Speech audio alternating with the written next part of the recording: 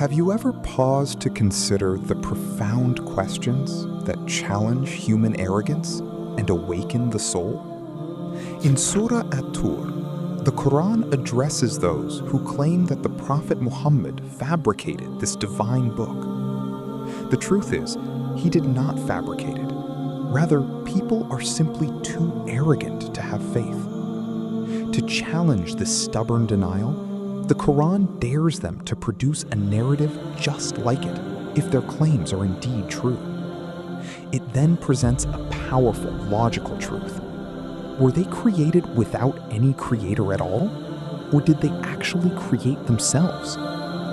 Since the existence of a creation without a creator, or a creation creating itself, is completely impossible, we are left with an undeniable reality. A practical reflection from these verses is to humble ourselves, abandon arrogance, and sincerely worship our true Creator who brought us into existence. Have you ever wondered how to find true stability in a world of constant change? In Surah Muhammad, Allah provides a clear path of guidance and divine support. For those who believe, Allah promises to enable them to follow the truth in this worldly life and set right their affairs. On the day of resurrection, He will admit them into paradise, a beautiful home whose description they already recognized from the world and where He has shown them their places. Furthermore, Allah addresses those with faith, declaring that if you support His religion and His prophet, He will support you in return. He will grant you dominance and plant your feet firmly when facing battles. A practical reflection from these verses is to actively support the religion of Allah by acting on what He has ordained, so that He may guide our affairs and grant us firm footing. Imagine a moment of ultimate accountability, where every choice and association is laid bare. In Surah As-Saaffaat, we are presented with a sobering scene from the Day of Judgment. The angels will be commanded to gather the idolaters, those who wronged themselves by ascribing partners to Allah, along with their peers who followed them in rejection. Not only will these individuals be assembled, but also the very idols they chose to worship instead of Allah. Together, they will be shown the path to the hellfire, driven and led toward it as their final abode. This vivid description serves as a powerful reminder of the consequences of our devotion. Practically, this passage urges us to carefully examine what we prioritize and worship in our lives, ensuring we direct our devotion solely to Allah, so we do not share the path of those led to the fire. Have you ever considered how suddenly our worldly lives can come to an end?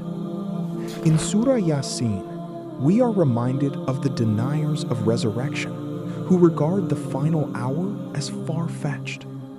They are waiting for nothing but a single blast of the trumpet. This blast will overtake them suddenly, catching them completely off guard while they are busy with their daily worldly concerns, such as buying, selling, irrigating, and herding.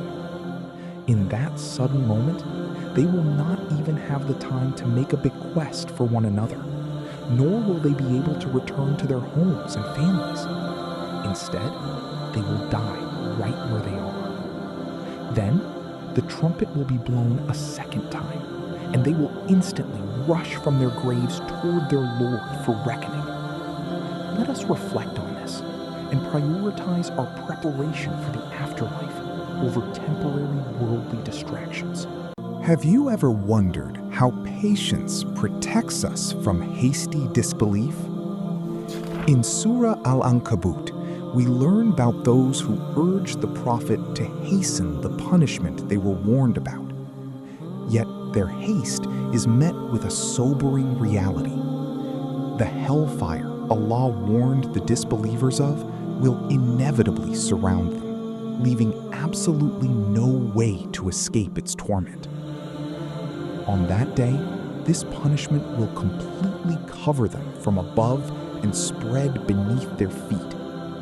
In severe rebuke, Allah will say to them, "Taste the requital of the idolatry and sins you used to commit."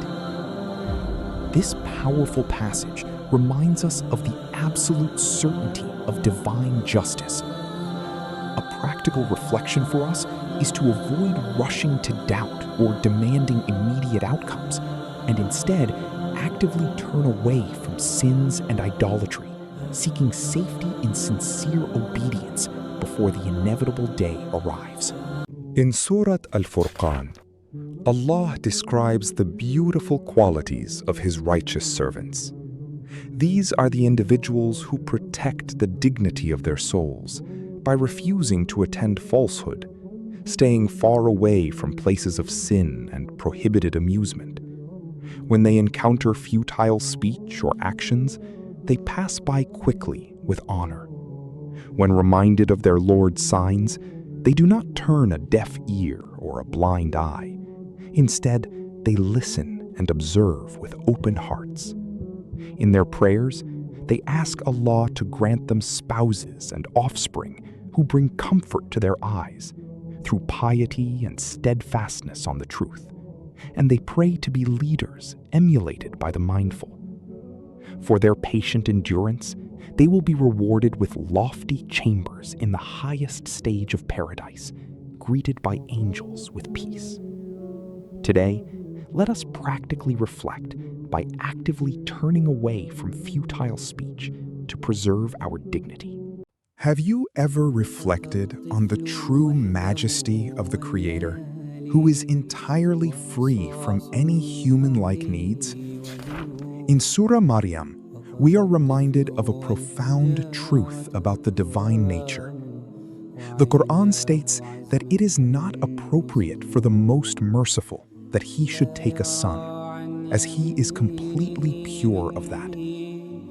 Instead of having offspring, the reality of creation is one of absolute submission. Every single being in the heavens and the earth, whether an angel, a human being, or a jinn, is a creation of the Almighty. On the Day of Judgment, there is no one who will not come to the Most Merciful in complete submission as a servant. Realizing this truth inspires us to practice daily humility, recognizing our true position as servants, who will ultimately return to our Lord in complete submission. In Surah Al-Hijr, we are reminded of the powerful lessons left behind on the clear pathways of travel. The companions of Thamud rejected the messengers sent to them, turning away from the clear signs and proofs of truthfulness, such as the miraculous she-camel. They felt entirely safe, carving grand, secure houses directly out of the mountain rocks to protect themselves from what they feared. Yet, their physical strength and stone fortresses could not protect them when the bolt of punishment, a sudden shriek, seized them in the early morning. This historical account serves as a profound reminder for our lives today. We must realize that material strength and worldly security cannot shield us if we turn away from divine guidance. Let us reflect on these signs, remain humble, and actively pay attention to the truths sent by our Lord, rather than relying solely on our physical structures.